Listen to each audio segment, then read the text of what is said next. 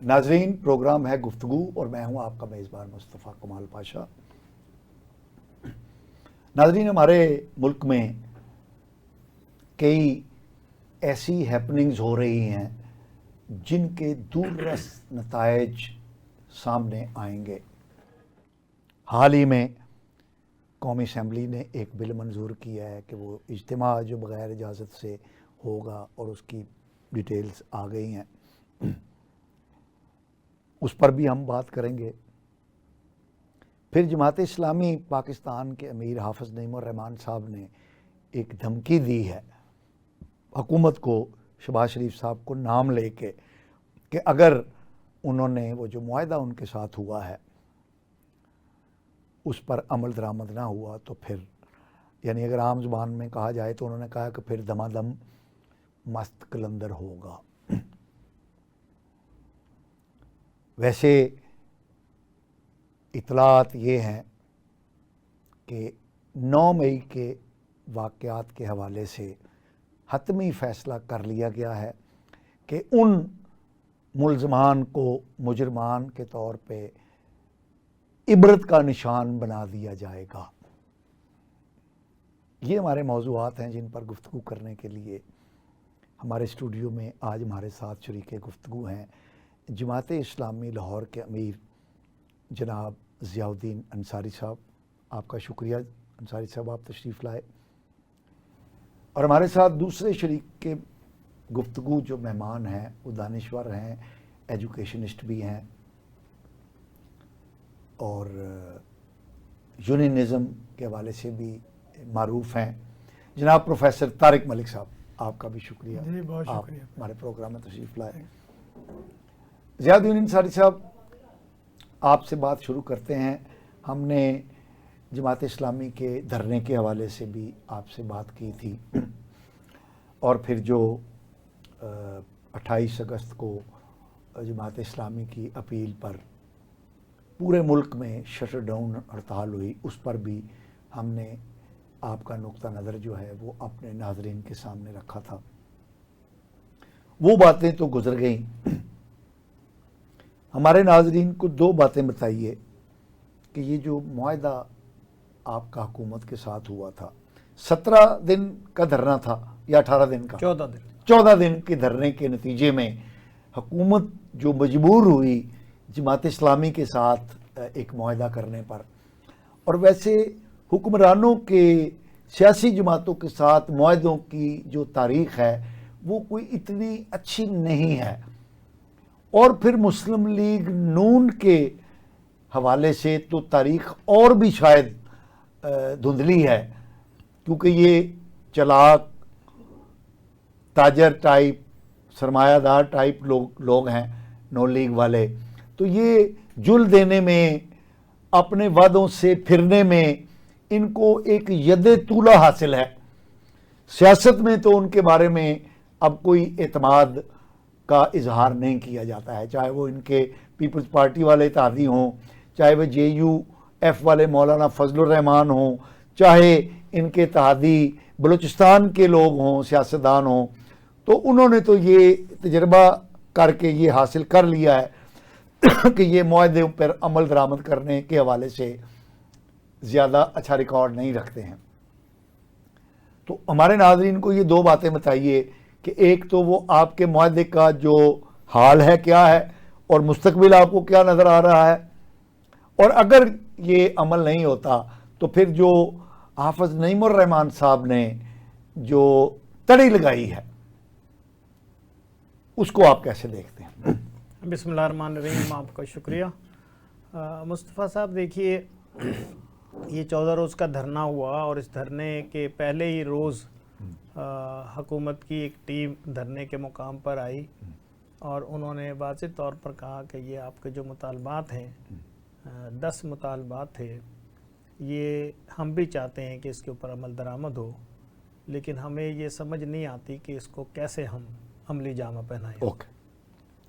امیر جماعت جناب حافظ نعیم الرحمان صاحب نے اسی وقت کہا کہ بھئی آپ کمیٹی کانسٹیٹیوٹ کریں، ہم بھی کمیٹی بنا لیتے ہیں، اور ان کے مذاکرات شروع ہو جائیں گے۔ کمیٹی بنا لی گئی، 4 رکنی کمیٹی تھی، جماعت اسلامی کی طرف سے اور حکومتی وزراء بھی اس میں شامل تھے. اوکے, 4 ہی ان کے تھے؟ جی ہاں, 3 تھے, کبھی 2 تھے, کبھی 4 تھے. اوکے, میں اس کی تفصیل آپ کو بتاتا ہوں. انہوں نے یہ کہا کہ یہ ہم مطالبات ہمارا بھی دل چاہتا ہے کہ یہ تسلیم ہوں, لیکن یہ کیسے ہوں گے؟ جو معاشی صورتحال ہے اس میں تو ہم کوئی ریلیف دینے کی پوزیشن میں نہیں ہیں. اچھا, ویسے اگر تھوڑا سا بتا سکیں کہ وہ مطالبات کیا تھے؟ دیکھیں, اس میں سب سے پہلا مطالبہ تو یہ تھا کہ بجلی کا ٹیرف جو ہے وہ کم کیا جائے. یہ تو کم ہونا ممکن نہیں ہے. میں عرض کرتا ہوں, آئی پی پیز کے جو معاہدے ہیں ان کو ریوزٹ کیا جائے. اوکے. انکم ٹیکس کا سلیب جو سرکاری اور غیر سرکاری ملازمین پر لگایا گیا ہے اس کو واپس لیا جائے. اوکے. اور اس طرح بے شمار جو چیزیں ہیں, تاجروں کی بجائے تاجروں کے اوپر تاجر دوست کے نام سے ایک ٹیکس عائد کیا گیا ہے, اس کو ختم کیا جائے فوری طور پر, اور یہ ٹیکس پر ٹیکس جو لگانے کا سلسلہ ہے اس کو ختم کیا جائے.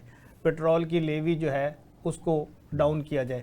یہ بہت سارے چیزیں جو ہیں وہ سامنے آئیں. تو جو کمیٹی جماعت اسلامی نے ترتیب دی تھی, اس کمیٹی نے ایک ایک پوائنٹ پر ڈسکشن کرنے کے بعد یہ تجاویز دی کہ یہ کیسے کم ہو سکتی ہیں. ایسے نہیں ہے کہ ہم صرف مطالبے کر رہے ہیں, ہم نے اس پر ورکنگ کی تھی کئی مہینے, اور ورکنگ کرنے کے بعد یہ گفتگو شروع ہوئی. میں ایک مثال آپ کو دینا چاہتا ہوں کہ آئی پی پیز کے معاہدوں کے بارے میں انہوں نے کہا کہ وہ ہم معاہدے نہ تو دکھا سکتے ہیں اس لیے کہ وہ ہم نے خود بھی نہیں دیکھے ہوئے. یہ ناظرین, یہ ضیاء الدین انصاری صاحب, اور میں یہ آپ کو بات چلتے چلتے بتا دوں کہ جماعت اسلامی کے جو رہنما ہوتے ہیں وہ ہوائی بات نہیں کرتے, وہ لکھی پڑھی سوچی سمجھی بات کرتے ہیں. تو ضیاء الدین انصاری صاحب جماعت اسلامی لاہور کے امیر ہیں, اور اگر وہ یہ بات کہہ رہے ہیں تو اس کو ایویں نہیں سمجھنا چاہیے کہ حکومت کی جو کمیٹی تھی انہوں نے کہا کہ یہ جو آئی پی پی کے معاہدے ہیں یہ ہم نے بھی نہیں دیکھے اور نہ ہم آپ کو دکھا سکتے ہیں. جی اچھا, اس پر پھر ہم نے ان کو سجیشن دی کہ چلیں یہ آپ نے نہیں دیکھے اور آپ نہیں اس پر کر سکتے, تو ہم آپ کو یہ سجیشن دیتے ہیں کہ آئی پی پیز کے ساتھ جو معاہدے ہوئے ہیں اس میں سے کسی ایک آئی پی پی کو مثال کے طور پر آپ سامنے رکھیں. فرض کریں کہ ایک آئی پی پی جس نے معاہدہ کیا تھا کہ وہ 100 میگا واٹ دے گا, اس کی کیپیسٹی 100 کی ہے, لیکن ہم اس سے 45 میگا واٹ بجلی وصول کر رہے ہیں. اوکے. اور باقی 55 کے کیپیسٹی چارجز دے رہے ہیں. ہم دے رہے ہیں, اور 45 تو ہم یوز کر رہے ہیں, لیکن 55 کے ہم کیپیسٹی چارجز دے رہے ہیں. اس پر پھر یہ ہوا کہ ہمارے کمیٹی نے یہ تجویز دی کہ آپ اس جو 55 میگا واٹ بجلی جس کی قیمت ہم ادا کر رہے ہیں اور ایک عرصے سے کر رہے ہیں, ان سے آپ پورے 100 میگا واٹ بجلی وصول کریں. انہیں کہوں دو بھیا, ٹھیک ہے, وہ دیں ہمیں, اور ہم اس کی تجویز ہماری یہ ہے کہ ہم اس کو کسی ایک انڈسٹری کو, مثلا سیالکوٹ کی اپنا سرجیکل انسٹرومنٹس کی انڈسٹری ہے, گجرانوالہ میں پنکھوں کی انڈسٹری ہے, فیصل آباد میں ٹیکسٹائل کی انڈسٹری ہے جو ڈوب رہی ہے, ٹھیک ہے, اس کو تارنے کے لیے آپ ہمیں جو اضافی بجلی ہے جو ہم پہلے سے وصول کر رہے ہیں اس کے علاوہ جس کی ہم قیمت دے رہے ہیں وہ ان کو فری آف کاسٹ دے دیں. ٹھیک ہے, کسی انڈسٹری کو فری آف کاسٹ دیں, اور ان کے وہ جو انڈسٹری جو فری آف کاسٹ بجلی لے وہ اپنی پروڈکشن بڑھائے اور ریٹس کم کرے. اس سے 2 فائدے ہوں گے. ایک تو یہ ہوگا کہ ہمارا جو سرکل ہے بزنس کا وہ آگے کی طرف بڑھے گا, ٹھیک ہے, اور جو ہم بین الاقوامی جو ہماری ایکسپورٹ ہے جہاں پر ہم مقابلہ نہیں کر پا رہے سری لنکا کا, بنگلہ دیش کا, انڈیا کا, وہ ہم مقابلے کی پوزیشن میں آ جائیں گے. ہمارا ریونیو جنریٹ ہوگا, ہماری ایکسپورٹ بڑھنے سے یہ ہوگا کہ زیر مبادلہ جو ہے وہ پاکستان میں آئے گا. اس پر انہوں نے ایک نئی جو ہے وہ آبجیکشن کر دیا کہ جناب یہ تو ہمارا مسئلہ تو یہ ہے کہ ہم نے کیپیسٹی چارجز پر معاہدے کیے ہوئے ہیں 44,000 میگا واٹ کے, جبکہ ہماری جو ٹرانسمیشن لائن ہے وہ تو 18-19,000 میگا واٹ سے زیادہ اٹھا ہی نہیں سکتی. یہ ایک پرابلم ہے. اس پر بھی پھر مشورہ دیا, اس پر بھی تجویز دی کہ دیکھیے آپ جن صنعت کاروں کو, جن فیکٹری اونرز کو آپ فری بجلی دیں گے, آپ ان کے ذمہ لگائیں کہ وہ آئی پی پی سے اپنا بجلی کی ٹرانسمیشن لائن کو اپنے کارخانے تک، اپنی فیکٹری خود تک، اپنی مل arrange تک کریں اس کو اپ گریڈ کریں. اوکے ٹھیک ہے. اور وہ اپ گریڈ کر لیں گے تو اس کا نہ صرف یہ کہ اس انڈسٹریز کو فائدہ ہوگا، انڈسٹری اونرز کو فائدہ ہوگا، بلکہ عوام کو بھی اس کا فائدہ ہوگا. اوکے ٹھیک ہے. اچھا، اس پر پھر ان کا یہ اعتراض تھا کہ جی دیکھیں یہ تو تاجر لوگ جو ہے نا وہ یہ تو حکومت کو پیسے نہیں دیتے اور یہ تو ممکن نہیں ہوگا. تو اس پر مثال ایک موجود تھی، وہ مثال دی گئی انہیں کہ دیکھیں سیالکوٹ کے تاجروں نے مل کر باہم مشورہ کر کے اور اپنی کیپیسٹی میں انہوں نے وہاں پر ایئرپورٹ بنا لیا. اس کی سہولت کیا تھی کہ وہ جو پروڈکشن وہاں پر بنا رہے تھے وہ پروڈکشن سیالکوٹ سے یا تو انہیں لاہور بھجوانی پڑتی تھی اور پھر لاہور سے باہر جاتی تھی، یا سیالکوٹ سے کراچی بھجواتے تھے، شپ کے ذریعے سے باہر جاتی تھی. تو انہوں نے اپنی سہولت کے لیے، صرف اتنی سہولت کے لیے کہ یہ پروڈکشن جو ہم تیار کر رہے ہیں یہ بر وقت بیرون ملک چلی جائے، ایکسپورٹ ہماری کی رفتار تیز ہو جائے، انہوں نے خود اپنا ایئرپورٹ جنریٹ کر لیا، انہوں نے ایئر لائن بنا لی. تو یہ صنعت کار، یہ انڈسٹریلسٹ جو ہیں یہ محب وطن شہری ہیں، ان پر ہاتھ ہولا رکھا جائے، ان کو ترغیب دی جائے کہ آپ کو سہولت ہم دیں گے تو یہ ٹیکس بھی زیادہ دینے کے لیے تیار ہے. یہ جو ایک تاثر بنا دیا ہے حکومت نے کہ یہ تو ٹیکس ہی نہیں دیتے. تو میری گزارش یہ ہے کہ جب یہ تجاویز ان کو دی گئی تو پھر وہ پریشان ہوئے، انہوں نے کہا جی کوئی ٹیکنیکل کمیٹی بنائیں تو یہ ساری چیزیں تو ان کو سمجھانے والی ہیں. اس پر جماعت اسلامی کی کمیٹی نے ان سے یہ کہا کہ جی ہم تو آپ سے مذاکرات کریں گے، گو کہ آپ کو مینڈیٹ نہیں ملا ہوا حکومت کرنے کا، لیکن چونکہ آپ اگر براجمان ہو گئے ہیں، آپ کے ساتھ آپ نے لوگوں کو جواب دہ ہونا ہے، آپ نے پارلیمنٹ میں جواب دہ ہونا ہے، آپ نے عوام کے سامنے جواب دہ ہونا ہے، اس لیے ہم آپ سے مذاکرات کریں گے. آپ اپنی مدد کے لیے بیوروکریسی کو یا جس کو آپ ٹیکنیکل لوگوں کو لے وہ لے آئے، ان کے ساتھ گفتگو ہوئی. یہ تجاویز جب ان کے سامنے رکھیں تو وہ بیوروکریٹس جو ہے وہ اپنے روایتی سٹائل میں وہ ایسے ایسے منصوبے بتانے لگے کہ جس کے اوپر مزید خرچہ کریں، اور مزید خرچہ کرنے کے لیے ہمارے پاس پیسے نہیں ہیں اور یہ قابل عمل نہیں ہے. ٹھیک ہے. تو اس پر وفاقی کابینہ کے جو ممبران اس کمیٹی میں موجود تھے وہ پھر واپس نہیں آئے. یعنی بیوروکریسی کی جب ہاں ان تجاویز کو سننے کے بعد. اور پھر یہ تو ایک میں نے مثال دی ہے نا، ہر ایشو پر بجلی کی ٹیرف کیسے کم ہو سکتا ہے، یہ آئی پی پی کی کیپیسٹی چارجز کو آپ ختم کریں. اچھا المیہ تو یہ ہے نا کہ کیپیسٹی چارجز تو اپنی جگہ پر 100 میگا واٹ کی کیپیسٹی ان کی ہے، تو ایسا نہیں ہے. ایکچولی تو یہ ہے کہ جس کی 100 میگا واٹ کی کیپیسٹی اس نے 150 شو کر کے اور 150 کی میگا واٹ کی وہ لے رہا ہے. ابھی دیکھیں نا، اگر 100 میگا واٹ بجلی میں سے 45 میگا واٹ ہم وصول کر رہے ہیں اور 55 نہیں کر رہے، تو جب یہ ہم کہیں گے کہ 100 میگا واٹ بجلی ہمیں دے تو پتہ چل جائے گا کہ اس کی اصل کیپیسٹی کتنی ہے، ٹھیک ہے، اور ہم سے کتنے چارجز کر رہے ہیں. اور جو سابقہ ادوار میں جو انہوں نے قیمتیں وصول کی ہیں کیپیسٹی چارجز کے نام پر، وہ واپس کرنے کی پوزیشن میں آئیں گے. پھر یہ کہتے ہیں کہ جی ہم تو ہمارے تو معاہدے بین الاقوامی طور پر پابند ہیں. بھئی بین الاقوامی طور پر کیسے پابند ہیں؟ یہ پاکستانی ہیں، یہاں کے لوگ، یہ نواز شریف کے خاندان کی جو ہیں وہ آئی پی پیز ہیں، میاں منشا صاحب کی آئی پی پیز ہیں، پیپلز پارٹی کے لوگ ہیں، اپنا مسلم لیگ نون کے علاوہ پی ٹی آئی کے لوگوں کی آئی پی پیز موجود ہیں، سارے اس عام کے اندر ننگے. اچھا پھر اس پر تو رہا یہ کہ حکومتوں کی بھی آئی پی پیز ہیں، پنجاب حکومت کی بھی ہیں، سندھ حکومت کی بھی ہیں، کے پی کے کی بھی ہیں. اچھا وہ تو گورنمنٹ نے کیے ہوئے ہیں نا معاہدے گورنمنٹ کے ساتھ، تو وہ کیسے ختم نہیں ہو سکتے؟ وہ کیوں ختم نہیں ہو سکتے؟ تو یہ ایک ڈرامہ رچایا جا رہا ہے، ملک کے عوام کو یہ اندھیرے میں رکھا گیا ہے. اور میں یہ سمجھتا ہوں کہ یہ حق دو عوام تحریک کا جو فائدہ ہے اور یہ جو 14 دن کا دھرنا ہے، یہ ایک بہت بڑا فائدہ عوام کا یہ ہوا ہے کہ لوگوں کو پتہ چلا ہے کہ یہ آئی پی پیز کیا بلا ہے. ورنہ یہ حکمرانوں نے تو کبھی عوام کو اس بارے میں آگاہی نہیں دی. اور ایک نئی بات میں آپ کو بتاتا ہوں، 2017 سے پہلے یہ جتنے آئی پی پیز اربوں روپے کماتے ہیں یہ ٹیکس سے ایگزمپٹڈ ہے. اچھا، ٹیکس نہیں دیتے یہ. اور 2017 میں جب عمران خان صاحب کی حکومت آئی ہے تو اس کو بالکل بجٹ سے ہی اجل کر دیا گیا، یہ اس ایگزمپشن کو ہی اجل کر دیا گیا، یعنی عوام کو پتہ ہی نہ چلے. یعنی میں اگر 15 لاکھ روپے سالانہ کماتا ہوں تو میں تو ٹیکس دوں، لیکن جو اربوں روپے کما رہے ہیں اس ملک سے وہ کوئی ٹیکس نہ دے. یہ اندھیر نگری کا جو راج ہے اس کو ختم ہونا ہے. دوسری بڑی انکشاف کر رہے ہیں ضیاء الدین انصاری صاحب کہ یہ جو آئی پی پیز کی انکم ہے یہ ٹیکس سے باہر ہے، یعنی اس انکم پر ٹیکس نہیں لگتا، اور یہ بتا رہے ہیں کہ 2017 تک تو یہ نظر آتا تھا کہ یہ ٹیکس نہیں دے رہے۔ تو عمران خان صاحب نے جو انصاف کے اور ٹرانسپیرنسی کے اور اس کے وہ چیمپئن اور وہ ناخدا بنے ہوئے تھے، انہوں نے بجٹ سے ہی اس کو خارج کر دیا تاکہ پبلک کو پتہ ہی نہ چلے کہ یہ کیا گھپلا ہو رہا ہے۔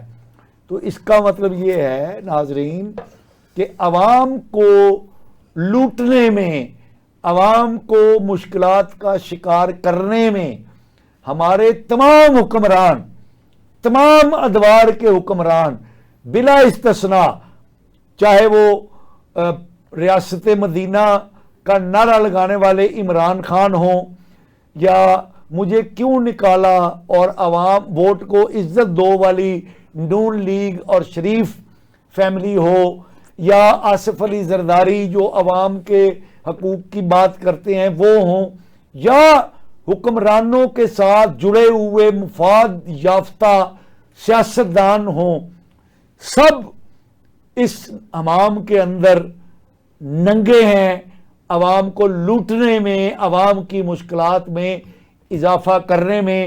تو ایسے حالات میں اگر جماعت اسلامی میدان میں نکلی ہے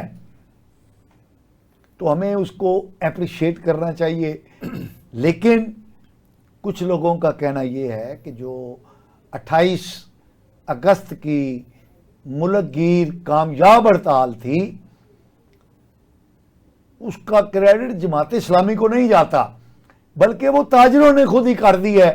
تو آئیے ہم ذرا پروفیسر طارق ملک صاحب سے پوچھتے ہیں، کیونکہ یہ یونین باز بھی رہے ہیں، یونین بنانے میں اور احتجاجی سیاست کرنے میں اساتذہ کی ان کا بڑا نام ہے، تو ان کو ہم اپنی گفتگو میں شریک کرتے ہیں۔ جی پروفیسر طارق صاحب، جناب، یہ کہا جاتا ہے کہ یہ جو 28 تاریخ کو کامیاب ملک گیر ہڑتال ہوئی ہے تو وہ تاجروں نے ٹیکس سے بچنے کے لیے کی ہے، تو اس میں کوئی جماعت اسلامی کا خاص کردار نہیں ہے۔ ویسے بات تو صحیح ہے نا؟ میں آپ کو بتاتا ہوں بھائی، تو ایسی بات نہیں ہے۔ اصل چیز ہوتا ہے ہدف۔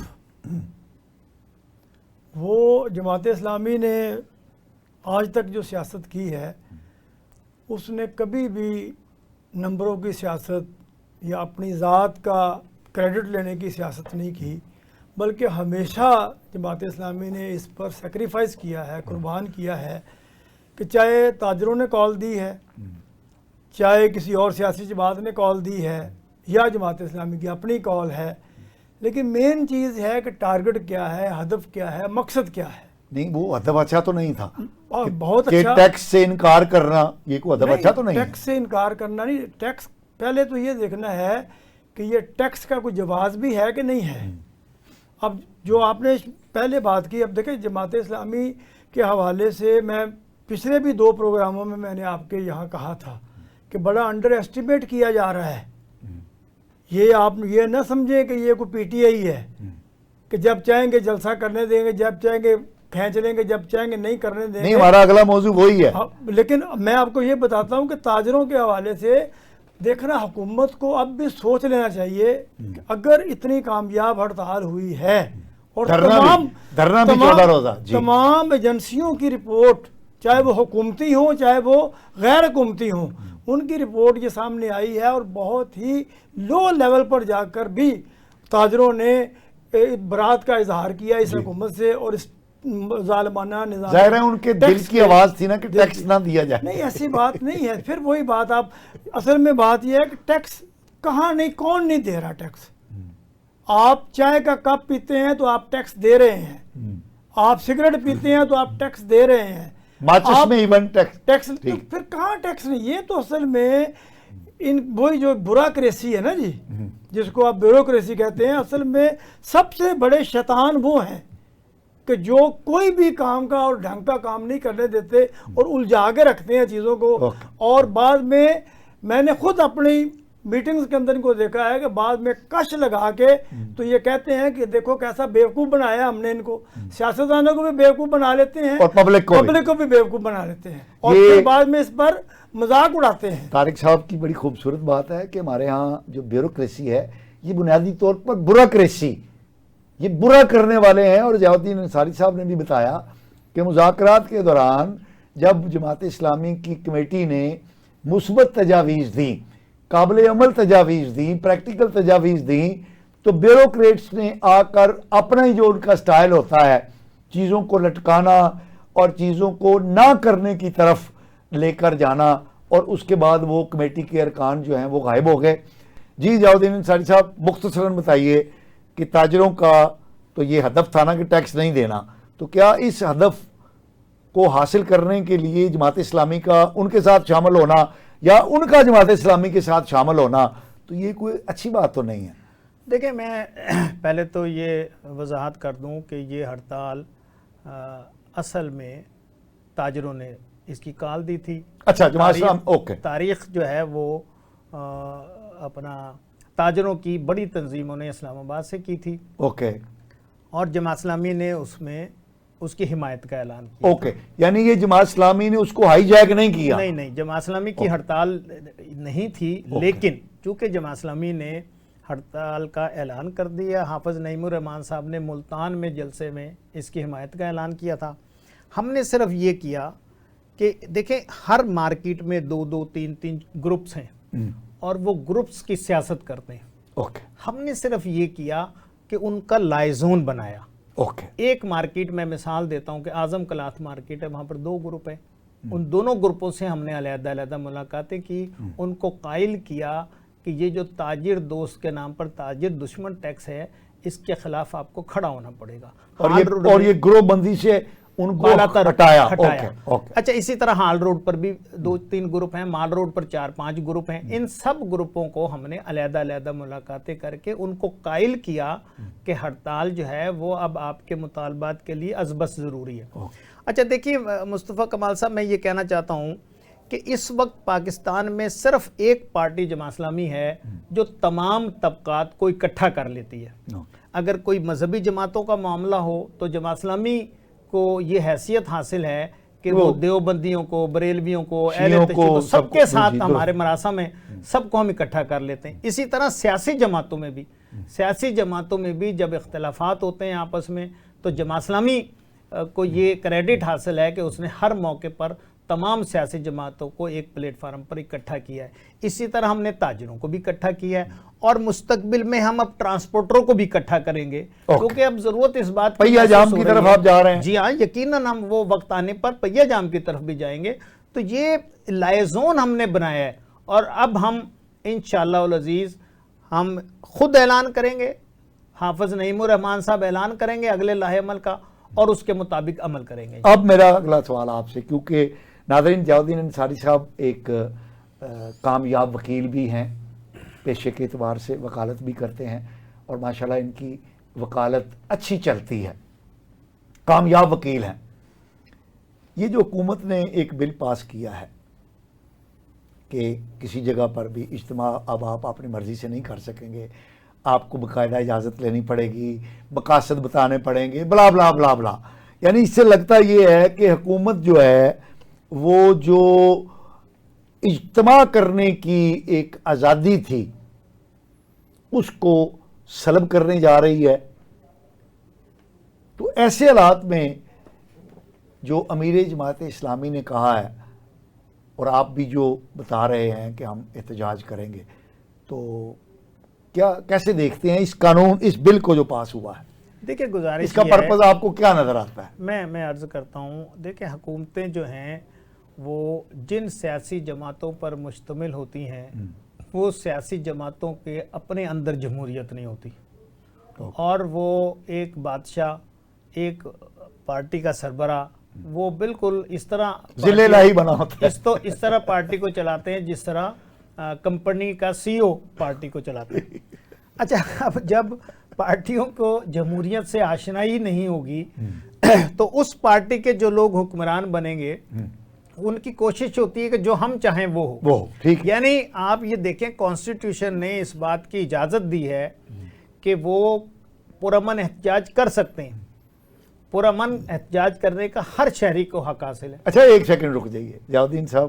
ہم نے دیکھا کہ پی ٹی آئی نے جو حرکتیں کی احتجاج کے ضمن میں، جس انداز میں، وہ طاہر القادری صاحب بھی ان کے ساتھ مل گئے اور انہوں نے اسلام آباد کے اندر جو کچھ کیا، پارلیمان کے ساتھ، پارلیمان کی بلڈنگ کے ساتھ جو کچھ کیا، اور پی ٹی آئی کا جو مسلسل رویہ ہے یہ اس آڑ میں اجتماع کرنے کے آئینی حق کی آڑ کے اندر، وہ جو کیا اسلام آباد ہی ایک جگہ ہے اور اس کا وہ ڈی چوک ہی ایک جگہ ہے کہ جہاں پر آپ کو حق دیا جائے کہ آپ وہاں پر احتجاج کریں؟ یہ کیا انتظامیہ کا حق نہیں ہے کہ وہ بتائے؟ پورا شہر چوک ہو جاتا ہے جس وقت کوئی اس طرح کا جلسہ ہونے کی بات ہوتی ہے. دیکھیں گزارش یہ ہے کہ احتجاج تو احتجاج ہوتا ہے. اب احتجاج کو پرامن رکھنا یہ احتجاج کال دینے والوں کی ذمہ داری ہوتی ہے. یہاں پر تو گالم گلوچ، تو تکار، توڑ پھوڑ، بسوں کو نظر آتش کیا جانا، سگنلز جو ہیں ان کو توڑ دینے، یہ ایک چلنت ہے کیونکہ یہاں پر جمہوریت کو پنپنے نہیں دیا گیا. جمہوری عمل پنپے گا تو یہ ساری چیزیں ٹھیک ہوں گی. اب میں آپ کو مثال بھی دیتا ہوں نا. ہم نے 14 روز کا دھرنا دیا اسلام آباد میں. ڈی چوک پہ ہم نے اکٹھے ہونا تھا اور ڈی چوک کی بجائے 3 مختلف مقامات پر روک لیا گیا. ڈی چوک پر ہمارے جوان کنٹینر ہٹا کر پہنچ گئے وہاں پر. لیکن حکمت عملی کا تقاضا یہ تھا کہ اگر یہاں پر تنازع ہو گیا، اگر تناؤ پیدا ہو گیا، لاٹھی چارج ہوا، آنسو گیس چلی، تو یہ ایک دن کا تو بڑا زبردست شو ہو جائے گا لیکن اس کے بعد یہ ختم ہو جائے گا. تو اس حکمت عملی کے تحت ہم نے راول پنڈی میں گارڈن جو لیاقت باغ ہے وہاں پر ہم نے احتجاج کیا اور وہاں پر ہم اکٹھے ہوئے اور 14 روز تک اکٹھے ہوئے. لیکن یہ تو ایک پازیٹیو اپروچ تھی نا جماعت اسلامی کی. جی. لیکن پی ٹی آئی ٹائپ جو جماعتیں ہیں وہ تو اچھا دیکھیے اب میں آتا ہوں اس بل کی طرف نا جو اسلام آباد ٹیریٹوری کے حوالے سے ایک بل پیش ہوا اور دھکے سے اس کو پاس بھی کروا لی گیا. گزارش یہ ہے کہ حکمرانوں کا یہ شوق ہے کہ اگر بچہ روئے تو وہ بھی ہماری مرضی سے روئے، بچے کے اگر آنسو آئیں تو وہ بھی ہماری مرضی سے آئیں، بچے اگر چیخے تو وہ ہماری سماعت کو جو ناگوار نہ گزرے اس حد تک چیخے، وہ اس سے زیادہ نہ چیخے.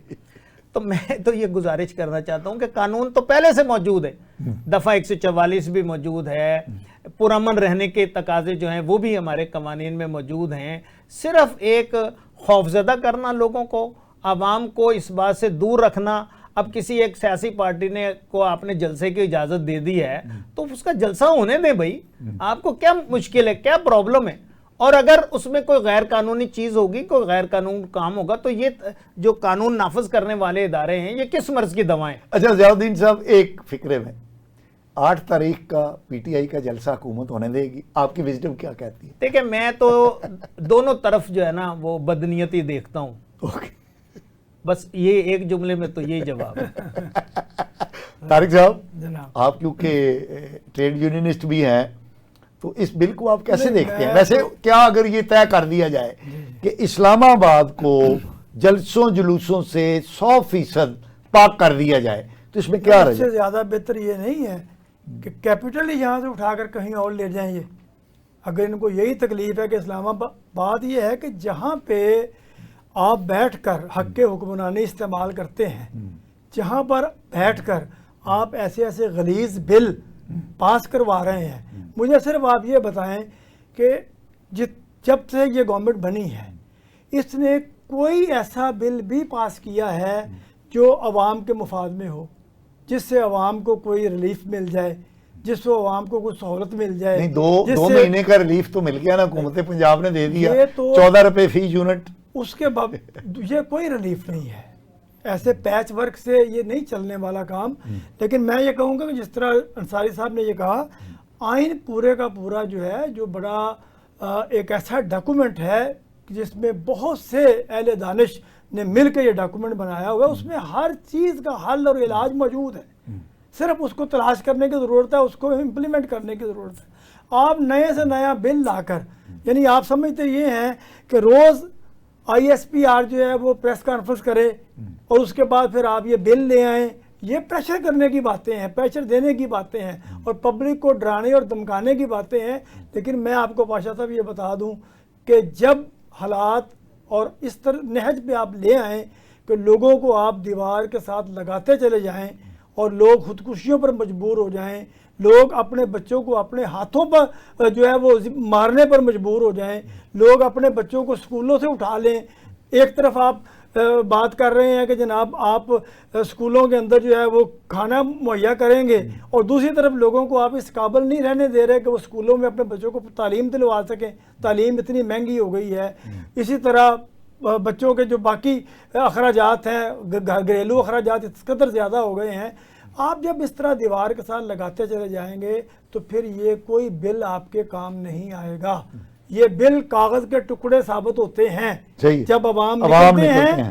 عوام نے نکل کے آپ کے دائیں بائیں اس بات کو ثابت بھی کر دیا ہے کہ جب عوام نکلتے ہیں تو پھر حکمرانوں کو بھاگنے کا راستہ بھی نہیں ملتا. آپ بنگلہ دیش کی طرف اشارہ کر رہے ہیں. بس میں وہی کہہ رہا ہوں.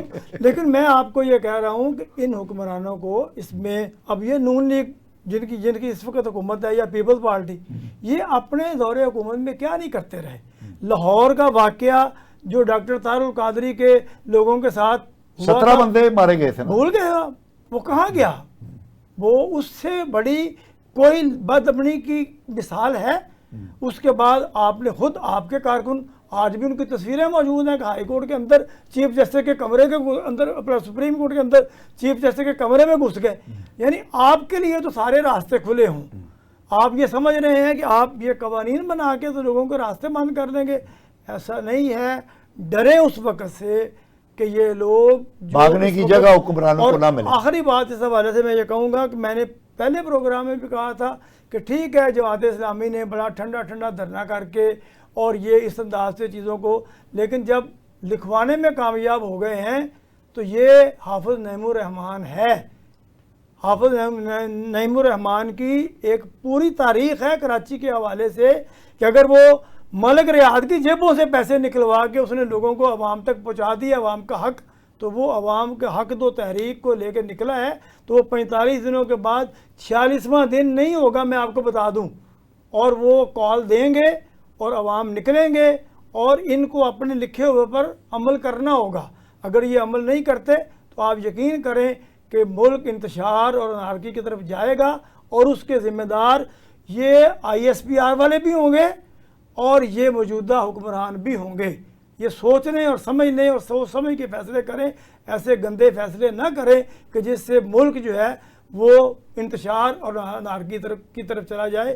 سمجھ سے ناخن لیں, ہوش سے ناخن لیں, سوچ سمجھ کر فیصلے کریں, ایسے فیصلے نہ کریں. میری تو یہ گزارش ہے. ضیاء الدین صاحب, ہم پروگرام کے اختتام کی طرف جا رہے ہیں. بلوچستان کا مسئلہ, دہشت گردی, TTP, قتل و غارت گری, یہ کیا ہے؟ یعنی ہمارا اندازہ تھا, ہم جب نوجوان تھے تو ہم نے دیکھا کہ افغانستان کے اندر جب سوویت افواج آئیں تو افغان مجاہدین نے ان کو وہاں پر شکست دی اور اپنی آزادی کو برقرار رکھا, اور ہم نے جشن منایا کہ ہم کامیاب ہوئے, کہ ہمارے بھائی, ہمارا ایک اسلامی ملک جو ہے وہ آزاد ہوا. پھر ہم نے دیکھا کہ امریکی اتحادی فوجیں حملہ آور ہوئیں اور طالبان نے جس انداز میں ان کو کاؤنٹر کیا, تو ہمیں 100% یقین تھا کہ جس وقت طالبان کامیاب ہوں گے تو کابل میں پاکستان دوست جو ہے وہ حکومت قائم ہوگی اور ہمارے یہ ناردرن بارڈر جو ہیں وہ یہ مستحکم ہو جائیں گے. اور پاکستان کی قوم نے 79 سے, جب سے سوویت افواج وہاں پر داخل ہوئی تھیں, اس وقت سے طالبان کی حکومت کے قائم ہونے تک افغان قوم کے ساتھ شانہ بشانہ مل کر ان کی آزادی کی تحریکوں کو سپورٹ کیا. لیکن آج ہمیں محسوس ہوتا ہے 3 سال گزر گئے ہیں کابل میں طالبان کی حکومت کو, تو دہشت گردی جو ہے وہ افغانستان سے ہی دہشت گرد آتے ہیں اور افغانستان ہی چلے جاتے ہیں. افغانستان میں ان کی سیف سینکچریز ہیں. تو یہ کیا ہوا, اتنی قربانیاں دینے کے باوجود 40 साल हमारी जो जदोजहद थी, उनकी जदोजहद को सपोर्ट करने के बावजूद आज वो हमारा दोस्त मुल्क नहीं है।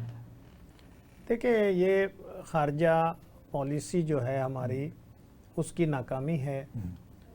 आपने बड़ी पुरानी बातें याद करवा दी कि अफ़गानिस्तान के जहाद में पाकिस्तान की हुकूमत से भी पहले जमात इस्लामी ने उस जहाद को जायज़ करार दिया और उसके अंदर अमली शिरकत भी की। प्रोफेसर बुरहानुद्दीन रब्बानी और इंजीनियर गुलबदीन हिकमत यार मंसूरा में आके ठहरा करते थे, मुझे याद है। तो ये, लेकिन फिर उसके बाद देखें ना, मुख्तलिफ मौक़ों पर गैर जमहूरी हुकूमतें, इक़्तिदार पर काबिज़ लोग, वो जब अपनी ख्वाहिशों के मुताबिक हुकूमत को भी चलाना चाहें, मुल्क को भी चलाना चाहें, और अब अमरीकी ग़ुलामी का कलावा भी अपने ऊपर से न उतारना चाहें, तो फिर इस तरह के फ़ैसले होते हैं।